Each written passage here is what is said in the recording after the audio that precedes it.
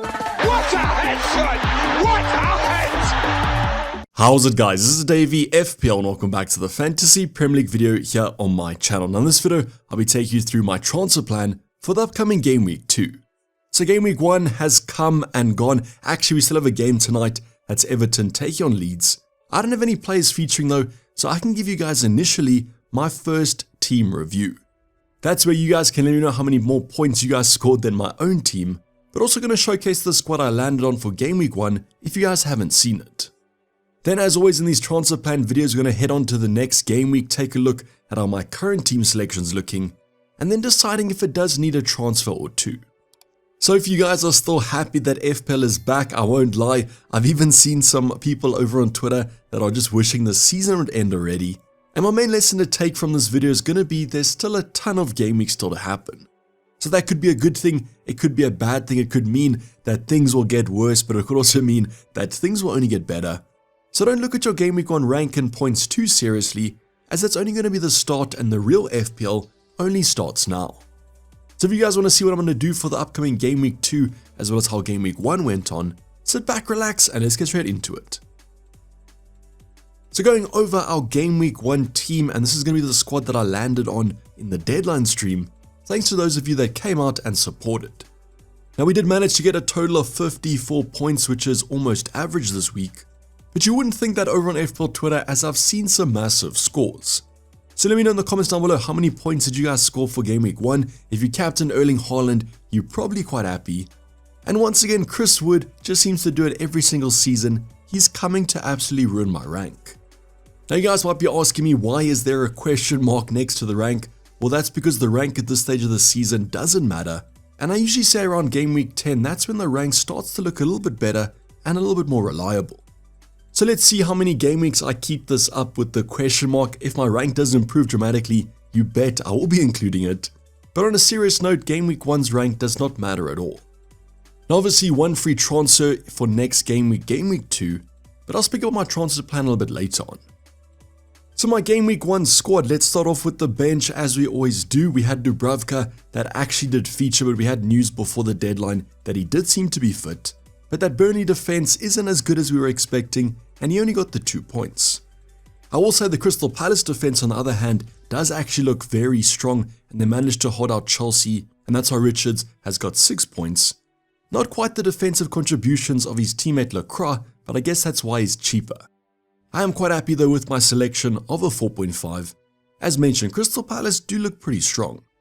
Mark Guehi unfortunately didn't feature for Sunderland, although they did look pretty strong, which does worry me, as he might not be getting the most minutes, but he's a cheap 4.5 at the end of the day. Same with Esteve, although I might have actually been playing him in Game Week 2 if Burnley looked a little bit better. They were facing a pretty good Spurs squad though. But nothing to write home about on the bench, at least I didn't bench boost in Game Week 1, but Game Week 2 could be an option. Now if you guys did watch my deadline stream, I do apologize, it was a little bit crazy at the end, but I think that's a good thing, just shows that there wasn't a set team that I was focused on. And the last change I made was taking out Sells for Sanchez. And looking back on that, pretty happy that I did do that move, it just was going to split the odds slightly. And as you guys know, Sanchez got the extra save point as well as a clean sheet. Now this does prove that our goalkeeper review was pretty strong. We always spoke about kind of Sanchez having over 3 saves per game, and that's what happened in this game, and he got the extra point. Now I was a little bit worried though about that Chelsea defense because they have had a few injuries at centre back before Game Week 1, and he actually did concede a goal, but it was chalked off for Eze. Now backline unfortunately didn't look that great, starting off with our Nottingham Forest double up of Murillo plus Neco Williams. Neco got a yellow card and that's why he's sitting on the 1-pointer. Now I will admit that I was quite frustrated that they did lose out to a penalty, and it seems like a bit of a soft one. But a penalty is the best and the worst way for your defense to concede. It's the best way because it does mean that without that penalty, they actually look pretty decent, but it's the worst because it's almost a cheap way of conceding. I do back the fact that if they didn't get the penalty, this would have been a double up on the clean sheets, which yes is annoying from an FPL point of view. Now Murillo and Neco Williams also didn't rack up those extra defensive contribution points. It was actually Aina, the other fullback, that no one's been looking at. Pedro Porro did manage to rack up a clean sheet as expected though against Burnley. They had the highest projections. Congrats if you guys did go for the double up. Now with that Burnley fixture, I wish with Pedro Porro at 5.5 he did a little bit more, but I guess 6 points isn't anything to complain about. Overall, I just wish that penalty didn't go in for Brentford, as we've been looking at a full house of clean sheets, but not the worst but not the best. Now midfield department was also a little bit quiet. We do have the extremities, the first one on the left hand side, Mo Salah. If you guys watched this one, it was a little bit of a roller coaster, looked really strong at the start, then dipped a bit, but then at the end scored that goal. Was a pretty late one though. So he managed to get 8 points, doubled to 16 as a Camsey haul, especially that he scored the late one. I'll definitely take that. And overall, Liverpool did look quite lively going forward. I do have some slight concerns though about how the goals and assists will be split this season, as everyone in that Liverpool front line did actually look pretty good. I guess looking back on it, Mo Salah had to outperform Erling Haaland to make it worth to keep him, or at least the better option over the opening few games. Those Liverpool fixtures over the next two do actually get tougher, and that's what does worry me, but I'll talk about that when I go over my team selection. Then unfortunately our second premium Cole Palmer couldn't perform either, only the clean sheet point, and to be honest, didn't look great at all. So was it also a mistake going for Cole Palmer? It is only game week 1 though guys, you have to give them some time, but let's hope he doesn't make this a habit, as last season also had 1 or 2 bad performances. Then it also got worse for our second sort of non-premium but still quite expensive player, Bruno Fernandes. He got the same as Florian Wirtz at least. So I opted for Bruno and I also opted for no Wirtz, and I will showcase that shortly. I was hoping that Opta picks up an extra defensive contribution, as Bruno was one off. It is a little bit sad though that we are hoping for defensive contributions, but I guess this game was against Arsenal and I didn't have many expectations for United anyways. The real magic hopefully going to come for these future game weeks, but all eyes on Bruno in this new defensive position and if it can actually warrant the investment. Now the reason I didn't go for Florian Wirtz was I actually included Rodgers and decided to split my budget between the forwards and the defense. Rodgers at least got the clean sheet point.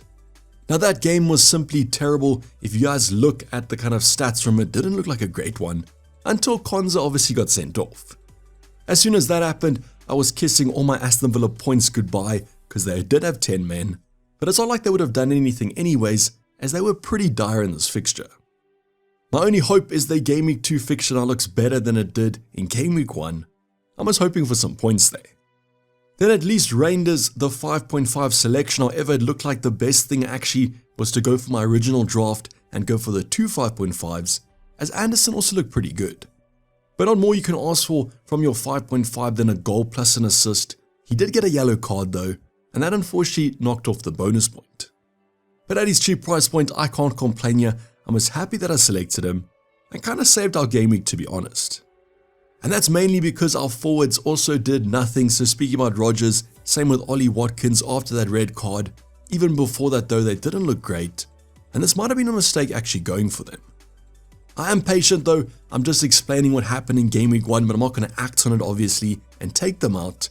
But a few more of these bad performances and we might be forced to do it. I will say though, Strand Larsen at kind of 2 points, this doesn't paint the full picture. I was pretty happy with him as a selection. Against Man City, was still getting in and around the box and taking a few shots.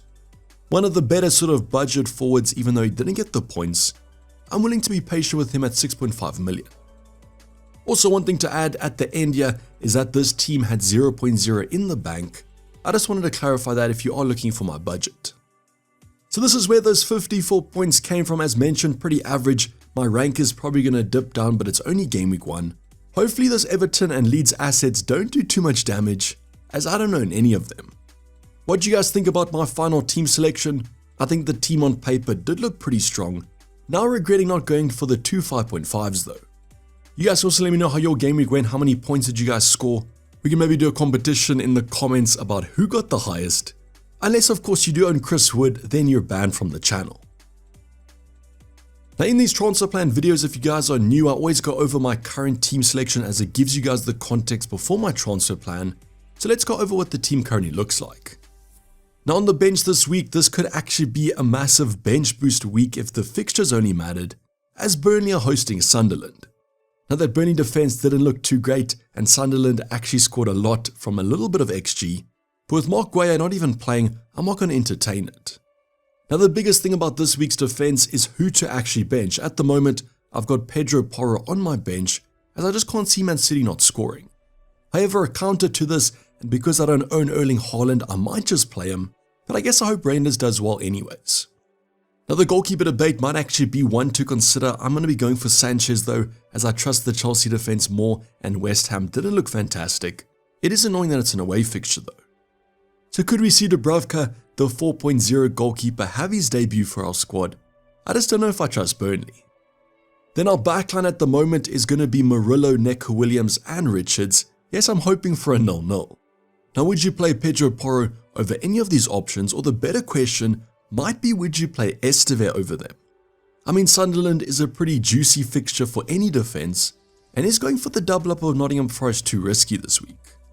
I guess let's see what happens closer to the deadline, but at the moment I'm pretty comfortable hoping for the 0-0, as I don't own Chris Wood or any kind of Crystal Palace attackers. Then our midfield department, the biggest surprise might be the fact that currently not going for the Salah captaincy. As a Liverpool fan, I just know how toxic the environment's going to be against Newcastle. With the whole Isaac dilemma, I don't think Newcastle are going to take too fondly to the Liverpool players, and that's why currently on Cole Palmer against an easier, hopefully West Ham team.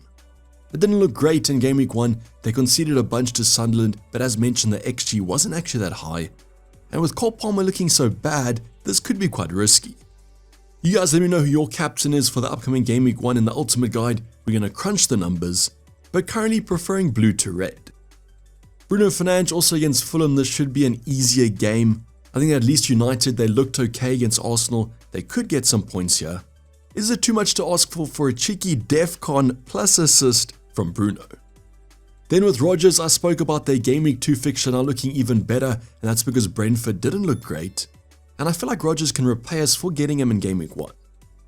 Otherwise with Reinders, the beauty about scoring 10 points in game week 1 is he doesn't have to do that every single game week.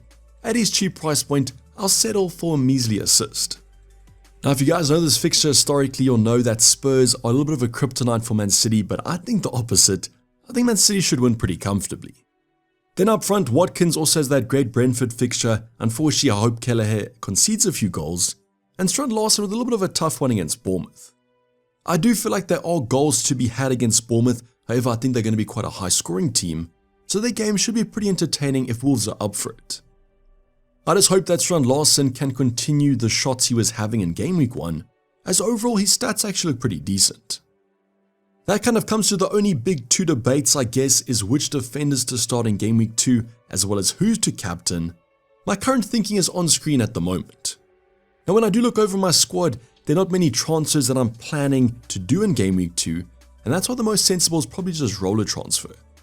That will allow us to shift funds around with those 2 free transfers if we need to in game week 3, or we can roll both of those and do a little bit of a mini wildcard in game week 3. So you guys let me know if there is a transfer that you think I should make. No, I'm not going to be taking Salah down to Anderson. You guys can do that if you want to, but I want to stick for 1 more week. So as mentioned, the plan is to just roll the transfer, but that could update as the days go by. Stay tuned for my final team selection coming up later in the week. If you guys have any questions, drop them in the comments down below. Otherwise, enjoy the football tonight. That's Everton taking on Leeds. Fingers crossed not too many points are going to be had there. This is basically going to wrap up the video, guys. Hope you guys did enjoy it. Please don't forget to like it and subscribe if you have subscribed yet. Tons of content still to come up, so make sure those notifications are turned on. But for the time being, I'm signing off. It's me, Dayvy FPL, and I'm out. Cheers, bye.